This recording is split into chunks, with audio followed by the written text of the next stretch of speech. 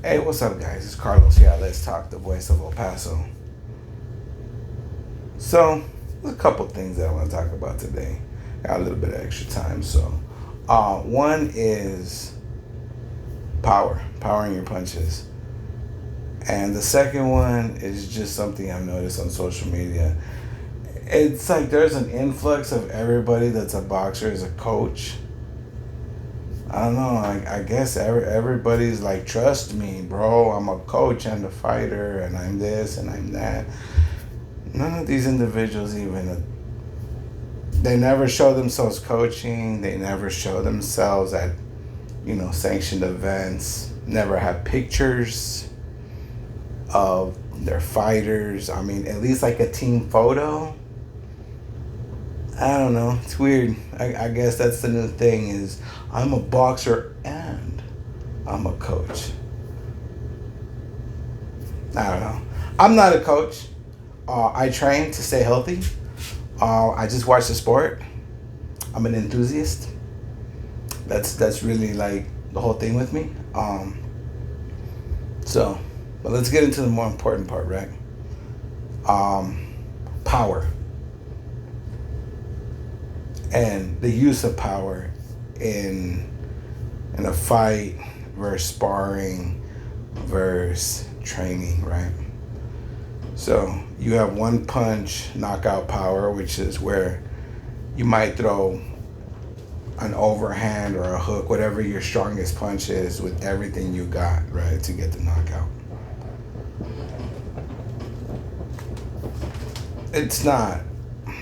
I mean, it works if you're trying to get a knockout or if you're trying to do something, especially if you weaken the guy's knees. But on the amateur side, those don't actually work. Because on the amateur side, what are you trying to do? You're trying to score points. Score points, see? And oftentimes, fighters and fathers of these fighters promote this idea of get the knockout because it looks cool. Get the win. Throw combinations, right?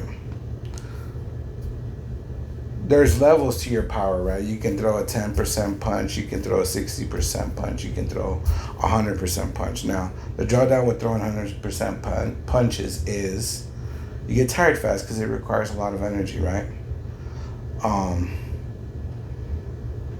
A lot of times, a lot of guys will use accumulated power. They'll throw 10 punches at 40%. 10 punches at 40% is what? Well, 10 times 4 is what? 10 times 40 is 400%, right? That's accumulated, right? So it's not all at once, but it's over and over and over and over. So the actual damage that you're doing over the longer duration is worse because you're breaking them down with more punches, with less power.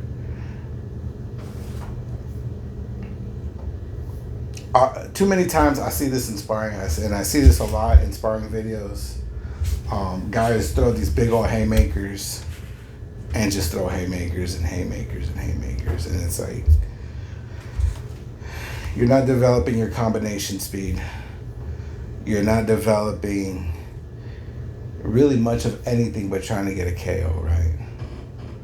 Scientifically, if you're fighting a long match, you want to hit guys at less power more times because it becomes a long game, as opposed to amateurs where you get at best 10 minutes of fighting, right? 9 minutes, 3 3-minute rounds. You can sit there and load up all you want on every punch, but the fact of the matter is that at the amateur level, you're there to score points. Take the power down. There's nothing wrong with it. Take the power down. Get used to throwing 4, 5, 6 punch combinations. Get used to controlling the ring. Get used to making your opponents miss instead of always going for the knockout. See, that's a maturity thing. And that's a pride and an ego thing. And fathers that promote that, that's because you got a big ego. And you want to be able to stand in there and be the peacock in front of everybody and be like, my son knocks people out. But he may not. You know.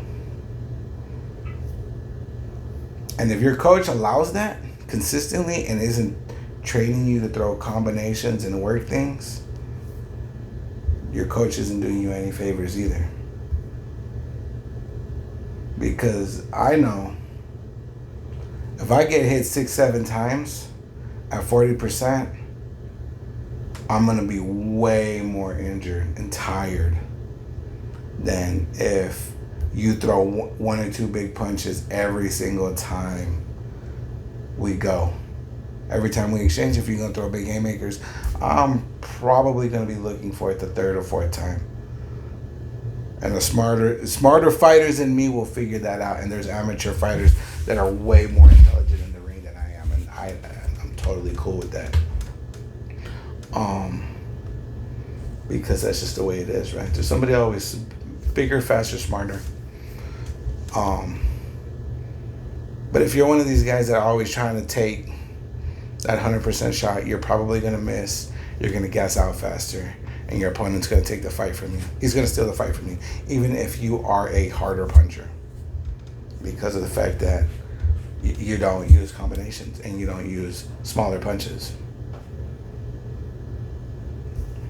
A lot of people don't understand how anatomy and science apply to boxing and power. The liver is a perfect example. You put enough pressure on the liver, on a strike, it shuts the body down.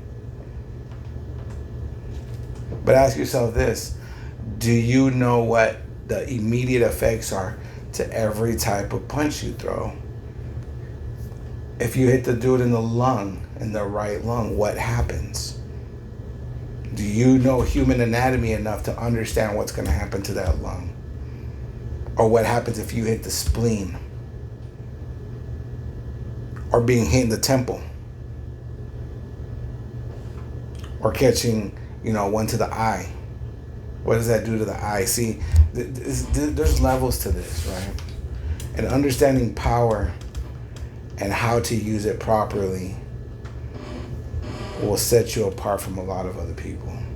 It's, I read. I'm a reader. Call me a nerd. I'm cool with it.